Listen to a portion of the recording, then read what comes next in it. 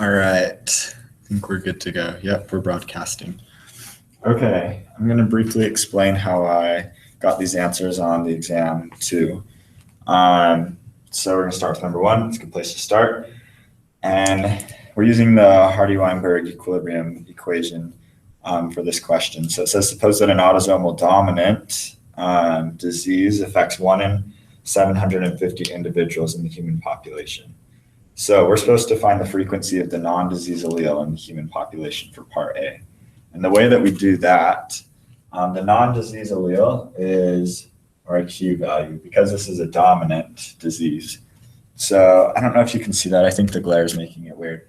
But in order to find our Q value, our Q squared value is equal to the recessive allele. And we know that 749 out of 750 people have this genotype. So this is equal to a certain number. It's like 0.998666 or whatever, and that's equal to Q squared. And so in order to find Q, we just square root both sides, and Q is 0.999333111, and so on.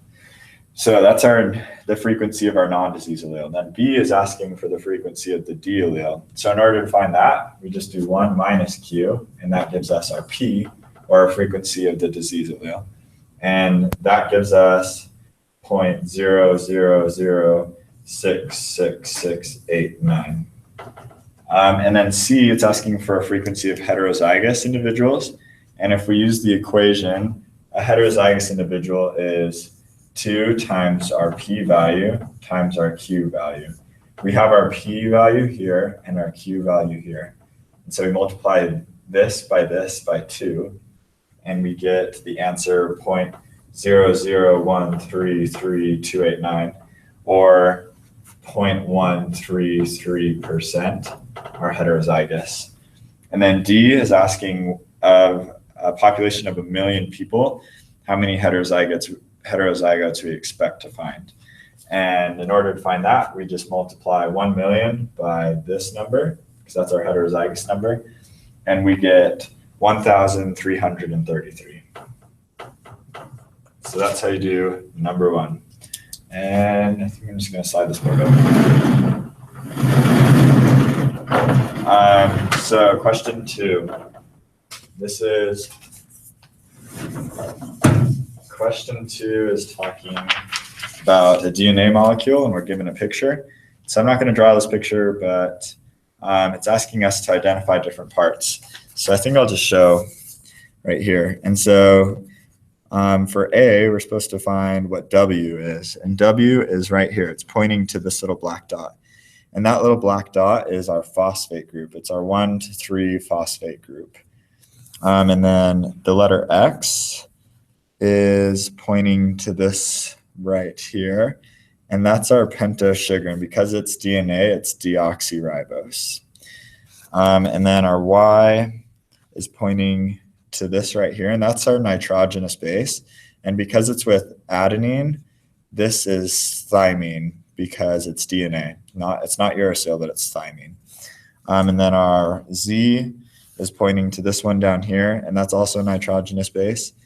And using the picture, we know that this is guanine because it's the same, I guess, structure as that one right there. So that's guanine. B is indicate the 5' end and the 3' end. And so the way we do that is we know that the 3' end is down here on our pentose sugar, on our deoxyribose. And so this right here is the 3' end, and this right here is the 5' end, because that's our 5' carbon up here. And then because they're anti-parallel, this right here is the 5' end on this side, and this right here is the 3' end. And then we're supposed to indicate the backbone. The backbone is created by phosphodiester linkages between the phosphate and the 1' carbon. And so this is our backbone right here of DNA. And then we're supposed to indicate the molecule that gives DNA a net negative electrical charge. And I put that it's the deoxyribose sugars because they're rich in amino acids, and it gives the DNA a net negative charge. Okay, that was question 2. So for question number 3, it's kind of a long process. I can try writing it out on the board, but I don't have a ton of time to do that. Maybe I'll write some parts. So this, this is a linkage problem, and so they're really kind of lengthy, but so we're given all of the observed phenotypes of the progeny after performing a test cross, and we're supposed to determine the allele arrangement in the heterozygous parent. So I'll just do this.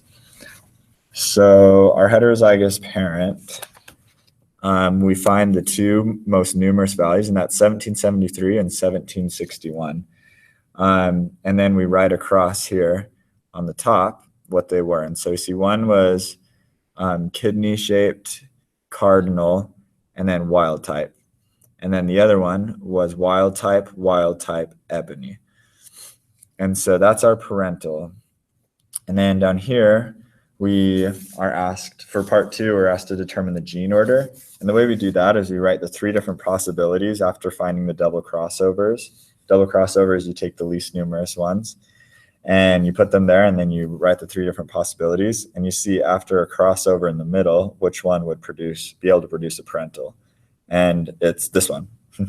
And so then you take this over here after we determine the gene order. And in order to construct a linkage map, we determine the distances between the CD and the K, because the K is the kidney is the middle one. And so in order to determine that, we assume there's one crossover, and we take the observed from this progeny and then this one, and then we add those together and our double crossovers and divide it by the total number, and we get 0.07. Then we do the same thing for down here, except this time we get 0.05. So in the end, we have that our distance between our cardinal and our kidney genes is 7 map units, and the distance between cardinal and ebony is 5 map units.